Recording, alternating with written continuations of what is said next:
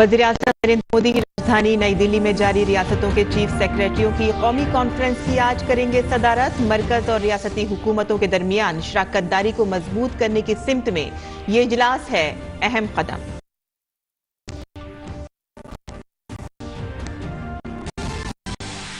दहशतगर्दी के खिलाफ हुकूमत की बड़ी कार्रवाई। मरकज ने लश्कर तैयबा की प्रॉक्सी तंजीम और दहशतगर्द तंजीम दी रेजिस्टेंस फ्रंट और इससे मुंसलिक सभी तंजीमों को UAPA के तहत दहशतगर्द तंजीम करार दिया। TRF कमांडर शेख सज्जाद गुल को भी करार दिया गया दहशतगर्द। जजायर अंडमान निकोबार के दौरे पर गए हुए वजीर दिफा राजनाथ सिंह आज अंडमान निकोबार कमान की ऑपरेशनल तैयारियों का लेंगे जायजा। राजनाथ सिंह कमान और इसकी बाहरी इकाइयों के ऑपरेशनल इलाकों में बुनियादी ढांचे की तरक्की का भी लेंगे जायजा।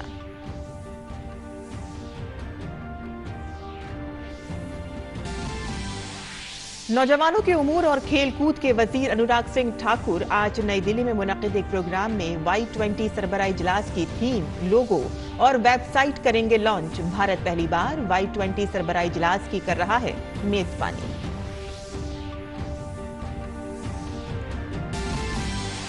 शुमाली भारत में सर्द लहर और कोहरे का कहर जारी। घने कोहरे के सबब आमदोरफ्त बुरी तरह से मुतासिर।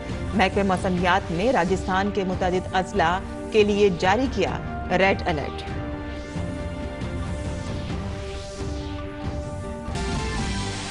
और बैनुल-अक़वामी खबरों में रूस के सदर व्लादिमीर पुतिन ने ऑर्थोडॉक्स क्रिसमस के मौके पर यूक्रेन के साथ जंगबंदी का किया ऐलान। सनीचर की निफ्त शब तक रूस नहीं करेगा कोई कार्रवाई। रूस के पैट्रियट किरिल ने ऑर्थोडॉक्स क्रिसमस के मौके पर की थी जंगबंदी की अपील। और श्रीलंका के खिलाफ पुणे में खेले गए दूसरे T20 मुकाबले में भारत की 16 रन से हार। जीत के साथ श्रीलंका ने T20 सीरीज में की 1-1 की बराबरी।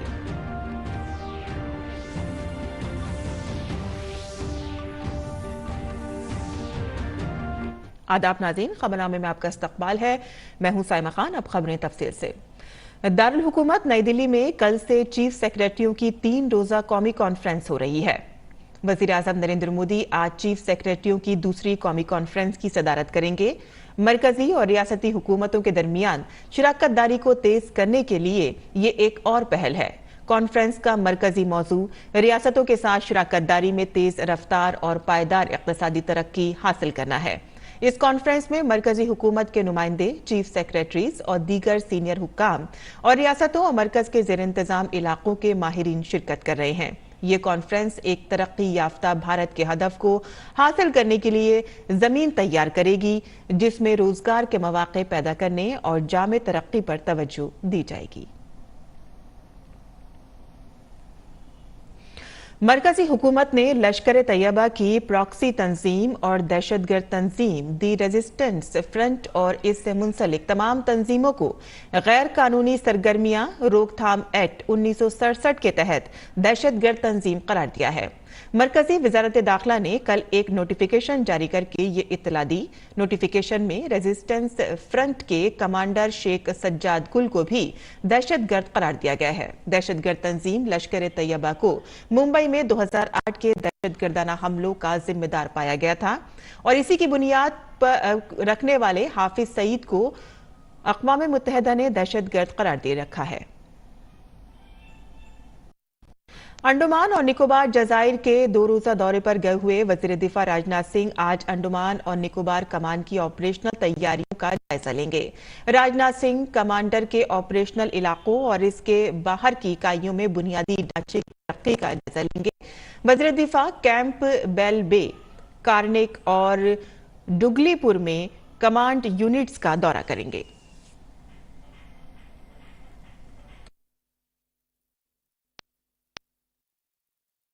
मरकजी वज़ीर दाखिला शुमाल मशरिकी रियासतों के दौरे पर हैं। वज़ीर दाखिला आज मणिपुर में कई तरक्याती प्रोजेक्टों का इफ्तिताह और संग बुनियाद रखेंगे।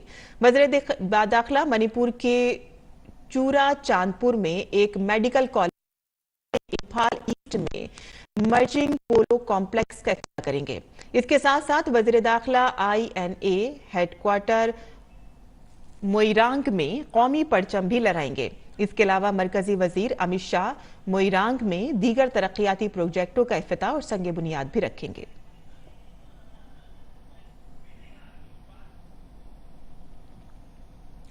नौजवानों के उमूर और खेल के मरकजी वजीर अनुराग आज नई दिल्ली में Y20 समिट के एक पेश नजरा प्रोग्राम में Y20 थीम, लोगो और वेबसाइट लॉन्च करेंगे। भारत पहली बार Y20 चोटी कॉन्फ्रेंस की मेजबानी कर रहा है। आज का प्रोग्राम 2 सेशंस में तकसीम होगा। पहले सेशंस में लोगो, वेबसाइट और थीम का इजरा होगा, वहीं दूसरे सेशन में यंग अचीवर से पैनल डिस्कशन होगा। पैनल डिस्कशन में इस मौजू पर गौर किया जाएगा कि भारत अपनी नौजवान आबादी को सुपर पावर बनने के लिए किस तरह से इस्तेमाल कर सकता है। यूथ 20 इंगेजमेंट ग्रुप में भारत की बुनियादी तवज्जो दुनिया के नौजवान लीडरों को इकट्ठा करना, एक बेहतर मुस्तकबिल के लिए सोच समझकर एक अमली एजेंडा बनाना है। अगले 8 महीनों के दौरान असल यूथ समिट से पहले Y20 से मुतालिक 5 मौजूआत पर कॉन्फ्रेंसों के साथ साथ मुल्क की मुख्तलिफ यूनिवर्सिटियों में मुख्तलिफ मुबाहिसों और सेमिनार्स का इनेकाद किया जाएगा। 17वां प्रवासी भारतीय दिवस 8 जनवरी से 10 जनवरी तक मध्य प्रदेश के इंदौर में मुनक़िद होगा। प्रवासी भारतीय दिवस सम्मेलन का बाकायदा इफ्तिताह वज़ीर-ए-आज़म नरेंद्र मोदी 9 जनवरी को करेंगे।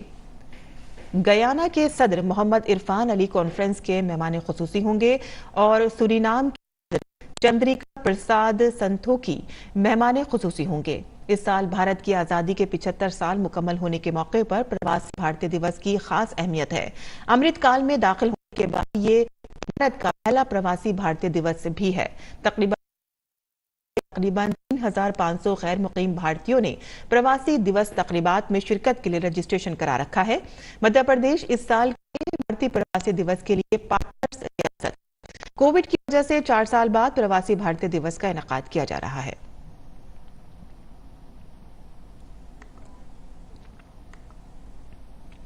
फ्रांसीसी सदर इमैनुअल मैक्रों के सिफारती मुशीर इमैनुअल बोन ने वज़ीर-ए-आज़म नरेंद्र मोदी से और बाहमी दिलचस्पी के तवानाई और सकाफती ताउन के शोबों पर तबादला ख्याल किया।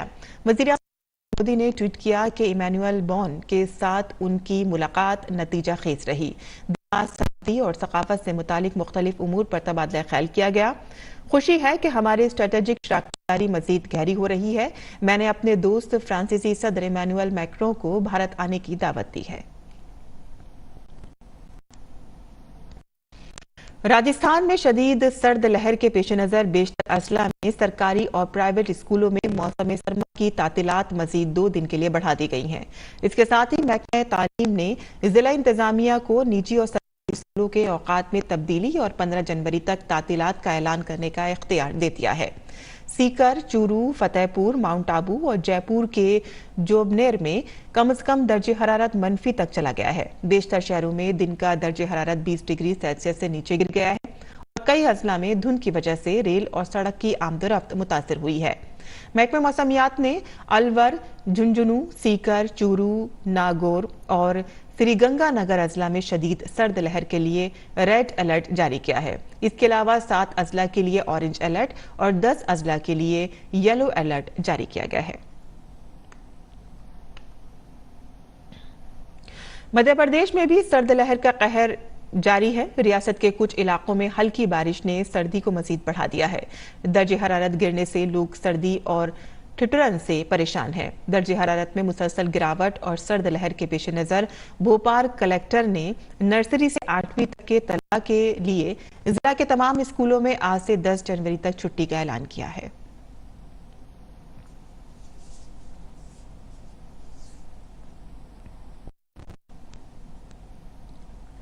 दिल्ली एनसीआर में भी पूरा शुमाली भारत शदीद सर्दी की जद में है। महकमा मौसमियात के मुताबिक सर्दी का ये सिलसिला आइंदा 2 रोज तक जारी रहेगा।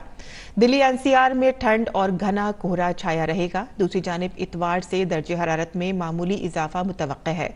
बढ़ती हुई सर्दी के बाइस दर्जे हरारत में मुसलसल कमी रिकॉर्ड की जा रही है।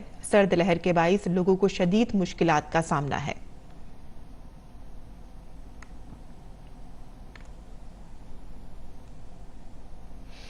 दिल्ली में बढ़ती ठंड की वजह से सराय काले खान रेलवे स्टेशन के करीब बेघर अफराद के लिए शेल्टर होम बनाया गया है। बढ़ती सर्दी की वजह से शेल्टर होम में बेघर अफराद की तादाद में भी इजाफा हुआ है। Delhi urban shelter empowerment board के मेंबर विपिन राय ने बताया है कि उनके पास 197 मुस्तकिल शेल्टर होम हैं। मुसलसल बढ़ती 22 लोगों की तादाद में मुसलसल इजाफा हो रहा है।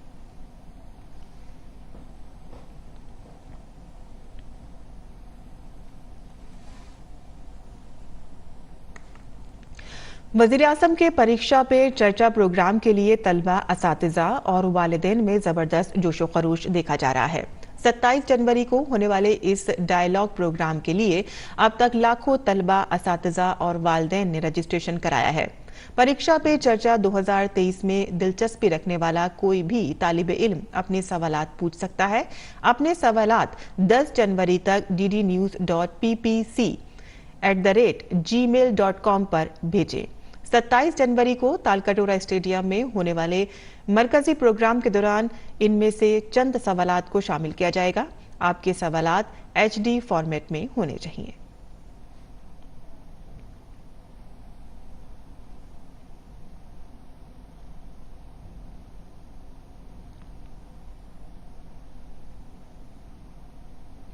वहीं हरियाणा के कैथल की रहने वाली अंजलि 12वीं जमात की तालिबा हैं। वो परीक्षा पे चर्चा पिछले एडिशन में हिस्सा ले चुकी हैं। परीक्षा पे चर्चा प्रोग्राम के दौरान उन्होंने दिल्ली के तारीखी मकामात का भी दौरा किया। अपने तजर्बात का इश्तराक करते हुए अंजलि ने कहा है कि इस प्रोग्राम की वजह से बहुत से तलबा का नुक्ता नजर मुस्बत है और खुद एतमादी में इजाफा हुआ है।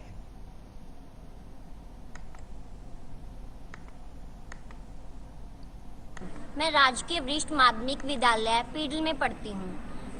मुझे माननीय प्रधानमंत्री नरेंद्र मोदी जी की इस योजना परीक्षा पे चर्चा प्रोग्राम में भाग लेने का एक अवसर मिला था।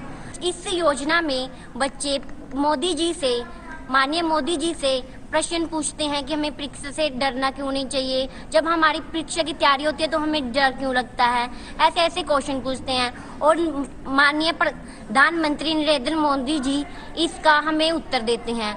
मैं चाहती हूँ कि माननीय नरेंद्र मोदी जी ऐसी योजना चलाते रहें और जिससे बच्चों को अवसर मिलता रहे और मेरे जैसे बच्चे जो गरीब घर में रहते हैं वो आगे पहुंच सके। और धन्यवाद। कौमी तालीमी पॉलिसी की दफात के मुताबिक दुनिया के आला तालीमी इदारों को जल्द ही भारत में कैंपस खोलने की इजाजत दी जाएगी। यूनिवर्सिटी ग्रांट कमीशन के चेयरमैन जगदीश कुमार ने कहा है कि इससे मुतालिक एक ड्राफ्ट रेगुलेशन तैयार किया गया है जिसे लोगों की तजवीज और आरा के लिए यूजीसी की वेबसाइट पर अपलोड कर दिया गया है। डीडी न्यूज से खुसूसी बातचीत में उन्होंने कहा कि इससे भारतीय तलबा मुल्क में बैनुल-अक़वामी मेयार की मयारी तालीम हासिल कर सकेंगे।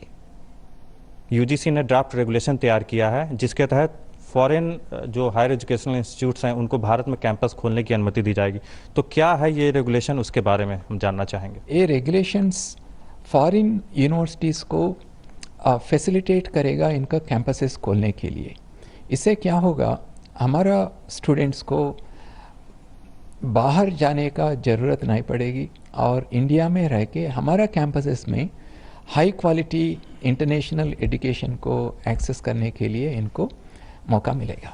जो यूनिवर्सिटीज़ वर्ल्ड ग्लोबल रैंकिंग्स में विद इन 500 में हैं उसी इंस्टीट्यूट्स को हम परमिट करेंगे कैंपसेस खोलने के लिए। और सेकंड कैटेगरी ऑफ इंस्टीट्यूशंस जो वर्ल्ड रैंकिंग्स में पार्टिसिपेट नहीं करते हैं लेकिन बहुत रिप्यूटेड हैं, इनको भी हम कंसिडर करेंगे। अभी ऑलरेडी यूरोप से कुछ देशों ने हमारा देश में कैंपसेस एस्टैब्लिश करने के लिए बहुत कीनली इंटरेस्ट दिखा दिया। हम इनके साथ जोड़ के आगे 6 महीने में 1 साल में बहुत कंट्रीज से कोशिश करेंगे फॉरेन यूनिवर्सिटी कैंपसेस हमारा देश में लाने के लिए। जो विदेशी संस्थान भारत में अपने कैंपस खोलेंगे उनको पूरी तरह एडमिनिस्ट्रेटिव और जो एकेडमिक ऑटोनोमस दिया जाएगा। एडमिनिस्ट्रेटिव, एकेडमिक और फाइनेंशियल ऑटोनॉमी हम दिए जाएगा इसमें। और जो रेवेन्यू जनरेट करेगा थ्रो ट्यूशन फीस और थ्रो अदर मीन्स जो रेवेन्यू जनरेट होगा, इसको रिपैट्रिएट करने के लिए भी हमारा नया रेगुलेशंस में वो सुविधा है। क्वालिटी जो है आप लोग के टॉप मोस्ट प्रायोरिटी है, तो क्वालिटी एश्योर करने के लिए, क्वालिटी सुनिश्चित करने के लिए क्या यूजीसी किस तरह की निगरानी तंत्र, एक मॉनिटरिंग सिस्टम विकसित करेगा? ये भी एक कंडीशन है कि हमारा Indian quality of education should be at par with what they are giving in the host institution. और दूसरा है क्वालिटी के लिए हम जो institutions which are within 500 सिर्फ इनको ही हम परमिट कर रहे हैं, और एनुअली भी इन्होंने एक रिपोर्ट सबमिट करना है। इनका असेसमेंट एक इंडिपेंडेंट एजेंसी से करवा के इनका एनुअल रिपोर्ट में ये भी सबमिट करना चाहिए। तो हम तो मॉनिटर करते रहेंगे हर एक साल क्वालिटी ठीक है नहीं। एनईपी में कहा गया है कि स्टूडेंट्स को अपने इंडिया में, अपने देश में ही क्वालिटी एजुकेशन मिले, उनको बाहर नहीं जाना पड़ेगा। तो ये उसी दिशा में एक कदम है कि इंडियन स्टूडेंट्स को क्वालिटी एजुकेशन इंडिया में ही प्रोवाइड कराई जाए। सभी लोगों के पास इतना फाइनेंशियल रिसोर्सेस नहीं हो सकता है कि बाहर देशों में जाके पढ़ने के लिए, इसीलिए हम फॉरेन यूनिवर्सिटीज़ को एनकरेज कर रहा है थ्रू दीज रेगुलेशंस के आप कैंपस इधर इस्टेब्लिश कीजिए। दो टाइप्स ऑफ एक्सपेंडिचर होता है जब हम फॉरेन यूनिवर्सिटीज़ में जाते हैं दूसरा देशों में। एक तो लिविंग एक्सपेंसेस बहुत ज़्यादा होता है और दूसरा ट्यूशन फीस। और हमारा देश में इधर ही रह के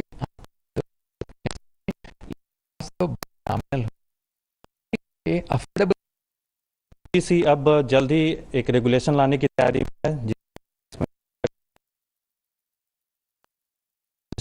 भारत में अपने कैंपस खोल सकेंगे। भारत में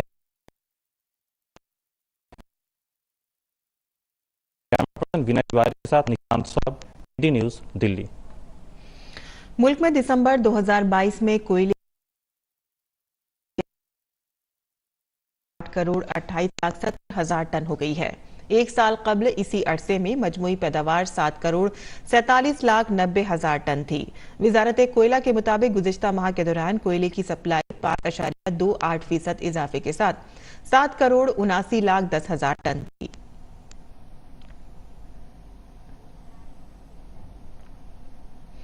रूस और यूक्रेन के दरमियान जंग में रूस ने 6 और 7 जनवरी को एक तरफा जंगबंदी का ऐलान किया है। रूस ने ये काम क्रिसमस की तकरीबात के पेश नजर ऑर्थोडॉक्स चर्च की अपील पर किया है। इससे कबल भी रूस ने तुर्की के जरिए यूक्रेन को मुस्तकिल जंगबंदी की पेशकश की थी, जिसमें रूस ने अपनी साबका शराइत बरकरार रखी थी। ताहम अगर यूक्रेनी सदर के आखिरी चंद बयानात पर नजर डाली जाए तो इस जंग का खात्मा फिलहाल मुश्किल नजर आता है।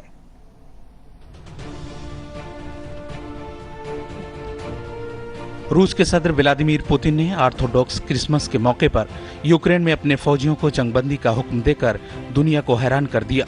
हुक्मनामे के मुताबिक रूसी फौज 6 जनवरी से 7 जनवरी तक यूक्रेन के किसी भी हिस्से पर हमला नहीं करेगी। ताहम एक और पेशरफ्त में सदर ने एक बार फिर मुफाहमत का इशारा दिया है। तुर्की के सदर रजब तैयब एर्दोगान के साथ टेलीफोन पर बातचीत में सदर पुतिन ने यूक्रेन के साथ अमन मुज़ाकरात का इशारा दिया। ताहम पुतिन ने बातचीत के लिए एर्दोगान के सामने अपनी पुरानी शराइत को दोहराया। पुतिन ने कहा कि अगर यूक्रेन नए इलाकाई हक़ाइक़ को कबूल करने पर राजी हो जाए तो वो अमन मुआहदे पर बातचीत के लिए तैयार होंगे। दरहकीकत गुज़िश्ता साल तुर्की की मुदाखलत के बाद दोनों ममालिक के दरमियान अमन मुज़ाकरात के 3 दौर हुए, लेकिन दोनों ममालिक की हठधर्मी की वजह से ये बेनतीजा रही। तुर्क सदर ने पुतिन के साथ बातचीत की तस्दीक करते हुए कहा कि वो दोनों ममालिक के दरमियान मुफाहमत के लिए ज़ेलेंस्की से बात करके खित्ते में अमन की अपील भी करेंगे। मैंने रूस के राष्ट्रपति से दोनों देशों के बीच सुलह पर बात की। इस बैठक के तुरंत बाद में राष्ट्रपति ज़ेलेंस्की के साथ भी बात करूंगा। हमने बातचीत में ये चर्चा की है कि रूस यूक्रेन संबंधों को किस तरह रास्ते पर लाया जा सके। ज़ेलेंस्की से युद्ध खत्म करने के अलावा ग्रेन कॉरिडोर, अमोनिया और फर्टिलाइजर के मुद्दे पर भी बात होगी।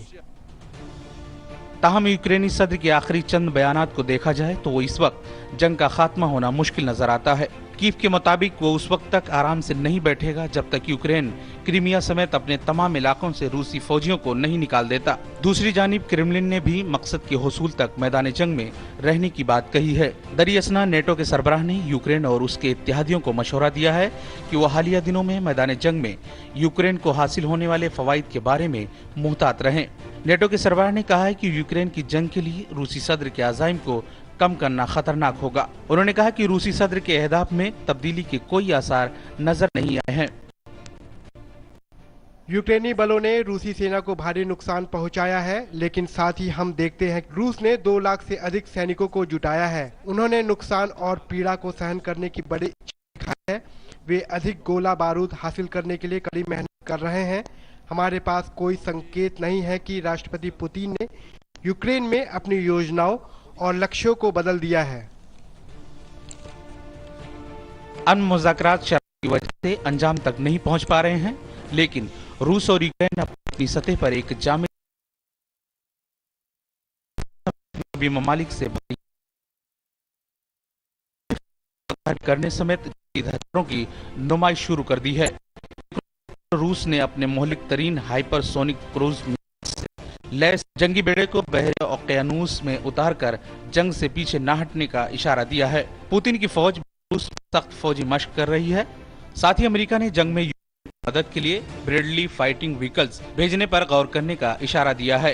ब्रेडली एक जंगी गाड़ी है जिसे फौजियों की नकलो हमल के लिए इस्तेमाल किया जाता है। इसमें पहियों के बजाय पटरियां हैं और ये तोप से भी बड़ी और ताकतवर। डीडी न्यूज़ उर्दू खबरें। वहीं अक़वाम मुत्तहिदा की सलामती कौंसिल के अरकान ने जुमेरात को यरूशलेम में मस्जिद अल अक्सा के मामले पर तशवीश का इजहार किया है। साथ ही इस मुक़द्दस मकाम की तारीख़ी हैसियत को बरकरार रखने पर भी जोर दिया। ताहम अक़वाम मुत्तहिदा में फ़िलिस्तीनी सफ़ीर रियाज मंसूर ने सलामती कौंसिल पर जोर दिया है कि वो इस मामले पर कार्रवाई करें।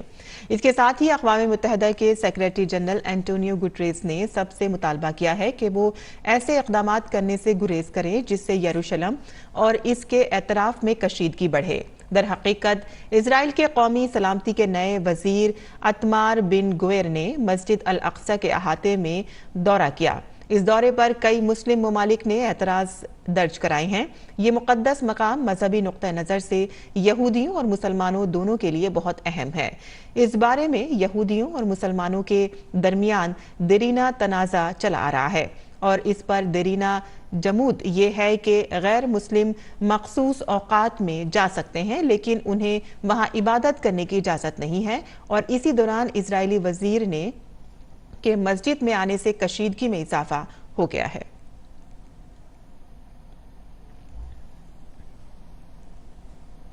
और नाज़रीन, अब एक नजर डाल लेते हैं दिल्ली से शाये होने वाले उर्दू अखबारात पर।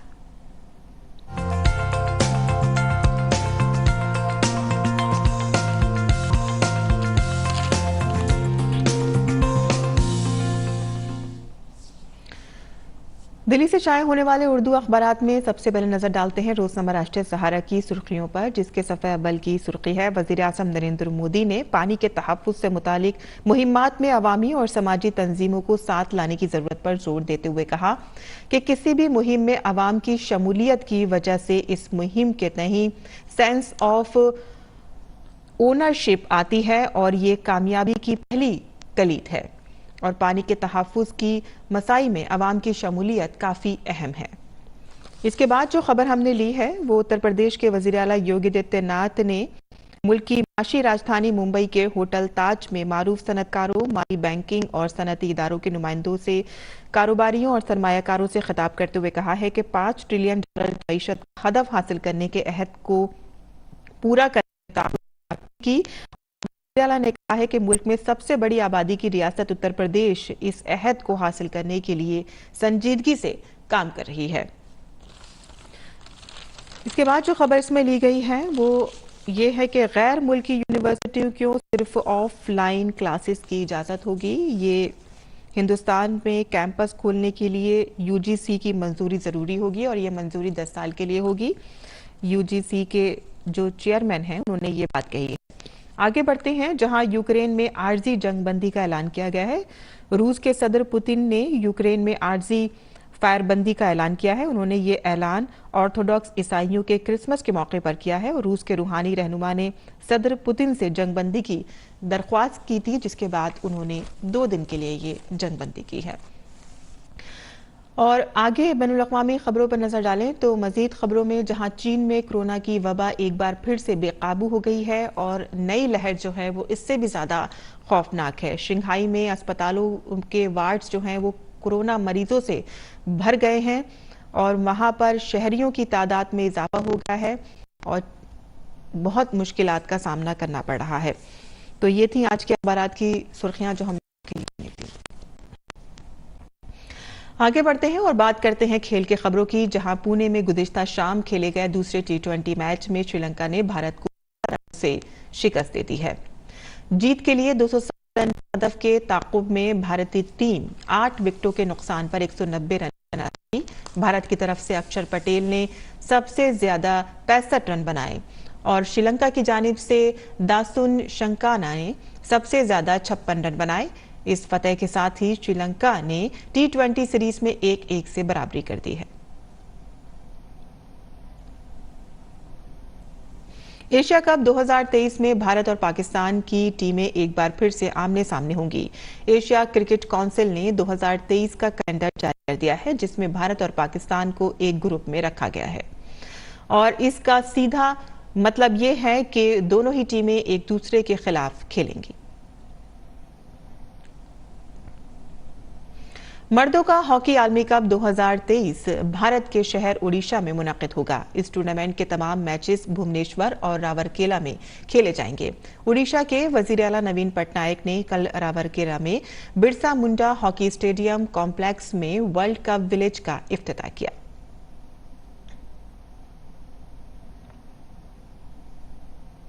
और अब जान लेते हैं मुल्क भर के मौसम का मिजाज।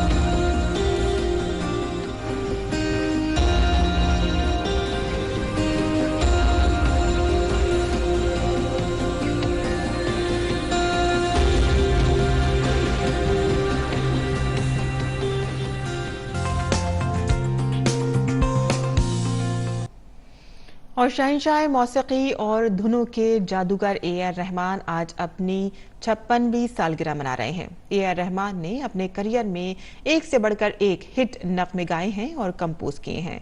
हम आपको छोड़े जाते हैं A.R. रहमान के नगमों के साथ। हमें दीजिए इजाजत। आदाब। तेरे बिना बेसुआदी बेसुआदी रतिया ओ सजना, तेरे बिना बेसुआदी बेसुआदी रतिया ओ सजना हो।